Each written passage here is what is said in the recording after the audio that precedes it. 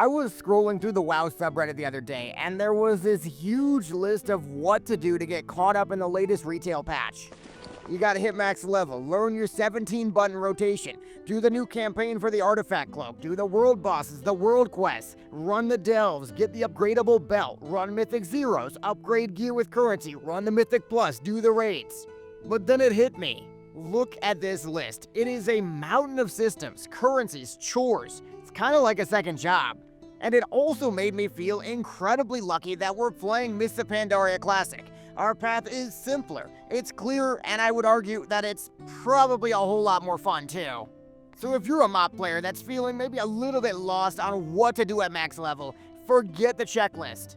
Today I want to share the real checklist, the 5 simple, epic goals that define MoP Classic and the endgame. So step 1, rotation mastery. You take your rotation in Mists of Pandaria Classic. It's essential to performing an endgame raid. It might be 4, 5 buttons, then you got your defensive, your offensive CDs as well.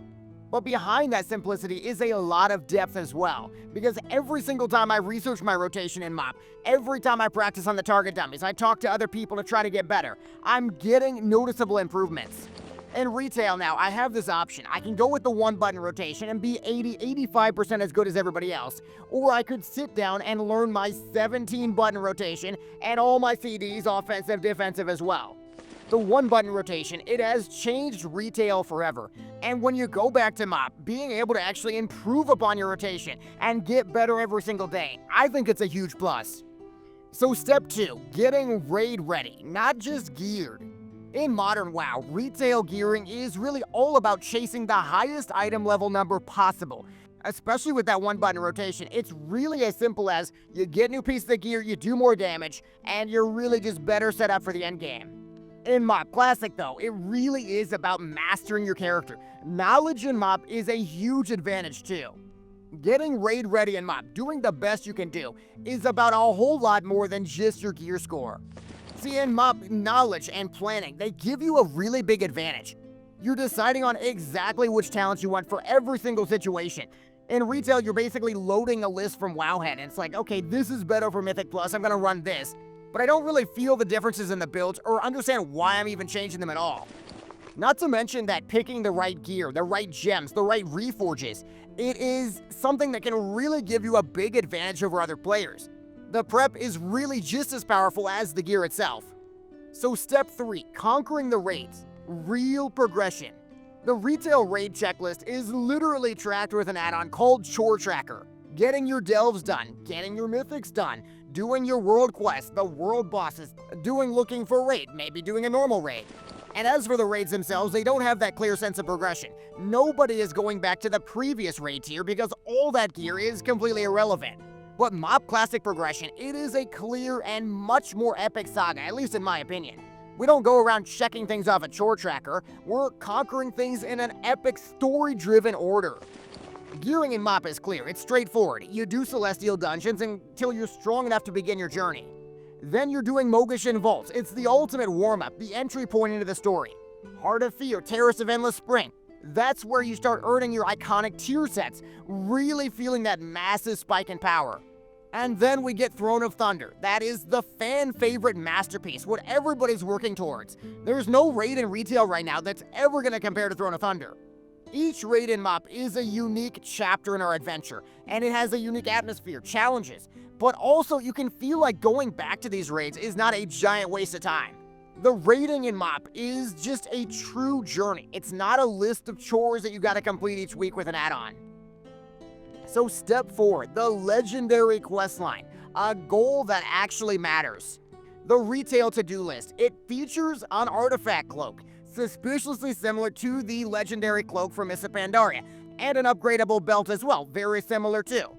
The difference is these are patch-specific goals. They're gonna be replaced in a few months, but is running a delve to get a free belt really comparable to an expansion's long, epic quest?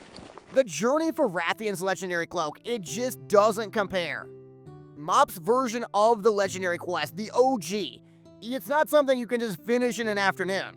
This is a true adventure that weaves through every single raid tier of the expansion and really every aspect of the game. You're building a relationship with a well-known character. You're collecting powerful items from the game's mightiest bosses. It all culminates in an item that isn't just powerful, but absolutely iconic too. It's a journey that defines your entire Mists of Pandaria experience, and no attempt to recreate that in retail really feels like it's hitting the mark. So step 5 is find your fun, the meaningful side content. The modern checklist, it's got the delves, the mythic plus, the world quest. The systems are really designed to keep you busy every single day. If you don't participate, you're unfortunately not getting the best possible gear, and you're going to be at a disadvantage whether it's for finding groups, for finding raids. MoP Classic though, our side content is about skill, it's about exploration, and most importantly, it's about choice. Retail's got those delves, the single player content. Some people really appreciate it, but other people, it's not really their thing, it's kind of boring. No matter how you feel though, it doesn't matter to Blizzard because you'd better be doing them to get your belt upgrades. You'd better be doing them to get your loot. There's literally no choice in the matter. Then there's Mythic Plus, a fan favorite. You're pushing through the dungeons, you're improving, you're learning the mechanics. Honestly, a great time. But in order to maximize your gear every single week, you gotta do Mythic Plus. It's not a choice, it's a requirement. In fact, to get the best possible gear in your vault, you gotta run a plus 10 key. That is extremely difficult for the average player and really out of reach. That means a lot of people, they're constantly feeling inadequate, like they're feeling that fear of missing out because they're not getting the very best possible gear.